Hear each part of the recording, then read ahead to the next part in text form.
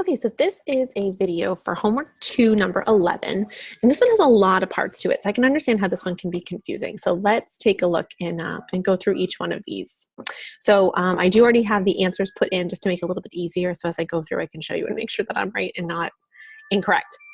So the first one we have, so first of all, they give us some information here. We have the mean is 267 days, and the standard deviation is 14 days. So again, we want to keep these two pieces of information. Whoops, I don't know why it's doing that. These two pieces of information in mind as we do the problem, okay? They want to know, what is the probability that a randomly selected pregnancy lasts less than 262 days? So the easiest way to do this is with StatCrunch. So what I'm going to do here is I'm going to open my question help. And again, it keeps, I don't know why it's doing that. We're going to click, let me just clear this. We're going to click StatCrunch. Okay, so what we're going to do here is we're going to bring up our normal calculator for the normal distribution. So you're going to go to Stat, you're going to go to Calculators, and you're going to go to Normal.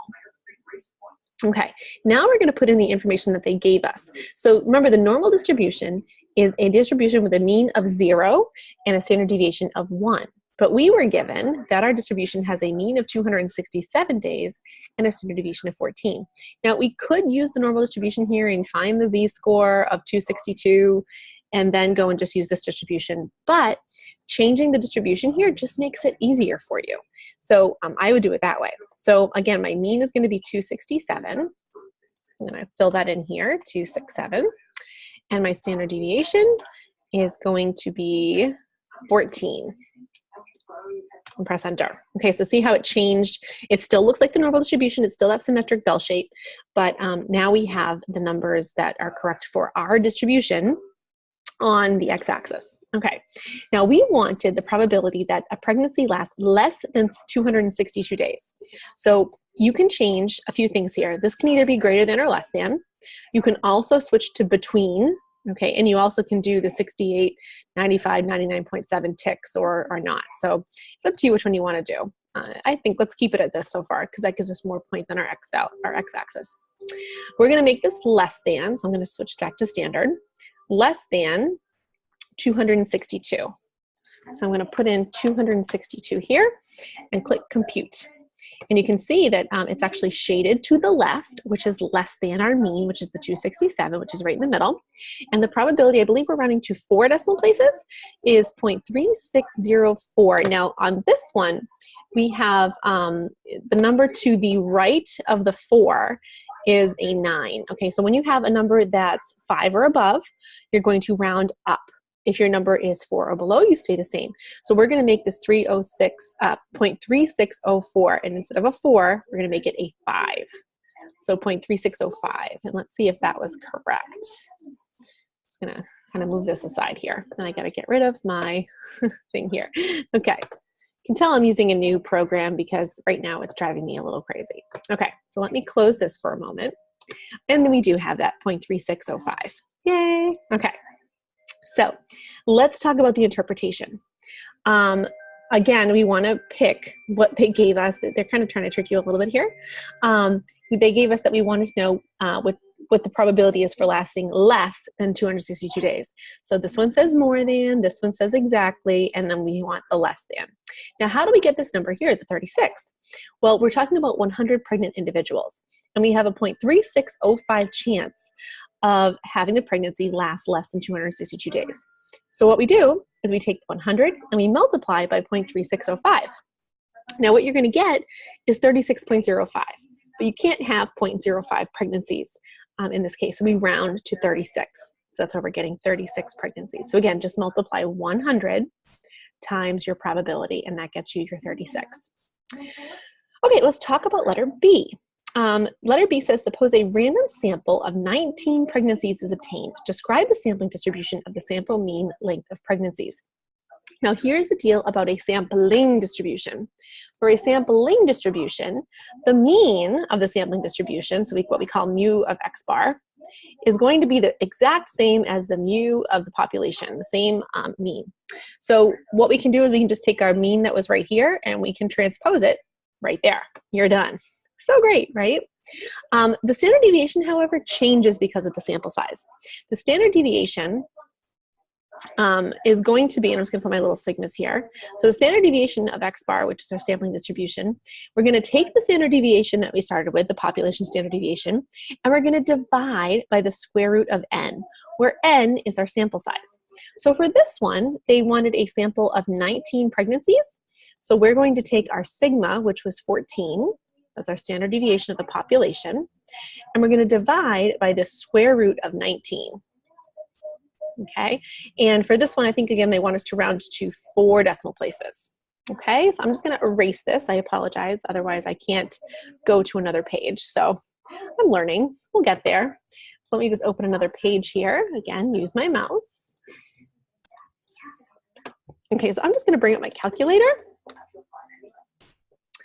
And again, we are doing, what was it again? 14 divided by the square root of 19. So 14 divided by the square root of 19. And again, we're going to round to 4 decimal places, so that's 3.2118. Now, next to the 8 is a 2, so that 8 is going to stay the same.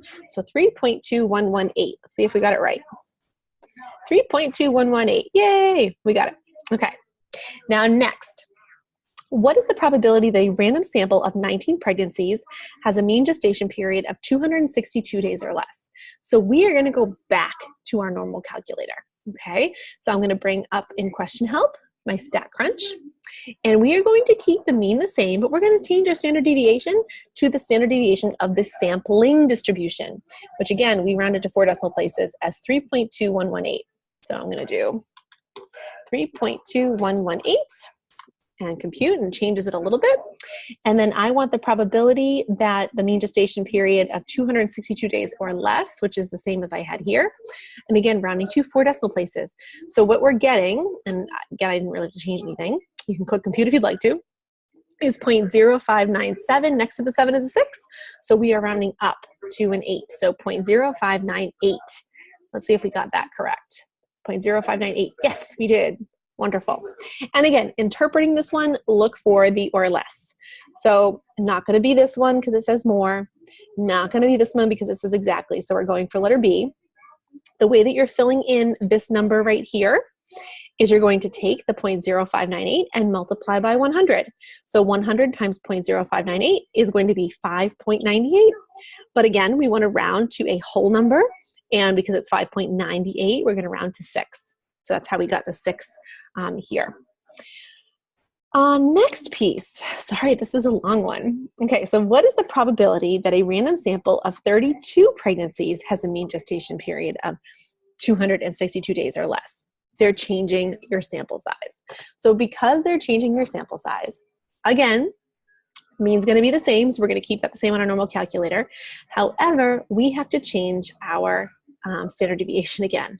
I know, annoying. So we're going to take that 14. So we're going to do, I want my sampling distributions sigma, or standard deviation. We're going to take that 14, and we're going to divide by the square root of 32. Okay, so that's the calculation we're going to be doing. Again, I apologize. I have to clear it. And now I will click my mouse. So now we're going to do 14. Let me just clear this off. 14 divided by the square root of 32. So my new standard deviation is going to be 2.4748, but there's a 7 next to it, so I'm going to make it a 9. So 2.4749. 2.4749. I'm going back to my StatCrunch. 2.4749. Hopefully I remembered that correctly. And we'll be finding the same. Yes, still 262 days or less. So we're not going to change this 262 and click compute. And I'm getting a probability of 0.02167. So again, we're going to round that up to 0.0217. Let's see if we got that correct. 0.0217, we got that correct. Now again, with the interpretation, look for the 262 or less, so that's going to be letter A, and multiply 100 by 0.0217. So I can't have 2.17, I'm going to round to the nearest whole number, which would be 2. So that's why we have the 2 here. Next, now what might you conclude if a random sample of 32 pregnancies resulted in a mean gestation period of 262 days or less? So they're saying, if you look at the choices here, I don't know if it's going to let me do it. I believe it's unusual or probable or something like that are your choices. Because this probability is so tiny, it's 2% basically, right? Only 2 people out of the whole 100 would possibly have this happen. It's unusual, right? So this result will be unusual, so the sample likely came from a population whose mean gestation period is less than the 267 days. So it must have come from a sample whose mean was a bit different. That's what they're saying here, okay? F, what is the probability a random sample of size 18 will have a mean gestation period within 12 days of the mean? Now this is a little different. So we have to change a couple things here. First, we're going to change our standard deviation. So again, I'm going to take that 14 and I'm going to divide by the square root of 18. So let's go and do that first. So 14 divided by the square root of 18. So I'm getting 3.2998, and there's a 3 next to it, so I'm going to keep it the same. So 3.2998. 3.2998. 3.2998. Okay. However, now we want within, what did they say? Within, I have to remember, and I'm not going to be able to, within 12 days. Okay, now you can also click down here instead of going to question help. I'm in the bottom left-hand corner to get back to StatCrunch. I always forget that. So within 12 means that if I'm the mean, I want to go 12 to the left and 12 to the right and find the area in between. So if I'm the mean in the middle, 12 to the left, 12 to the right, find the probability in between. So we're going to take the 267. First, let's click between, okay? And we want to go 12 to the left, so subtract 12 from 267.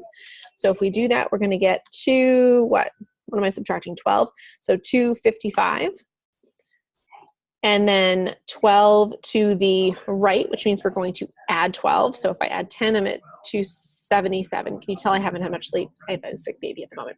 277, and then that makes it 279. Okay, not 1279, 279.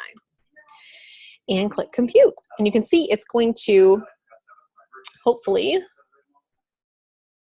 go ahead and shade in between, but it looks like we have that's basically, actually, it's almost the whole curve. This is right, okay, making sure. So it's almost our whole curve here. So it's 0.99972, so we're gonna keep that 7 the same. And I think we got the same answer.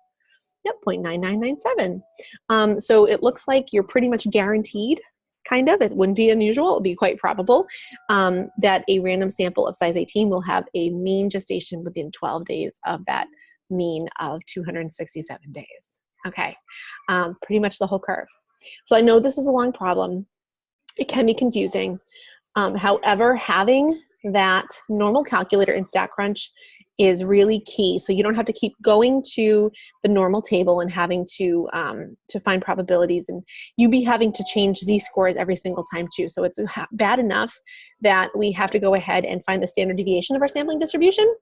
But if I were doing this with the normal table, I would have to change all of my, like 262, 267, I would change all these to z-scores, and that would also be quite annoying. So use your standard normal calculator.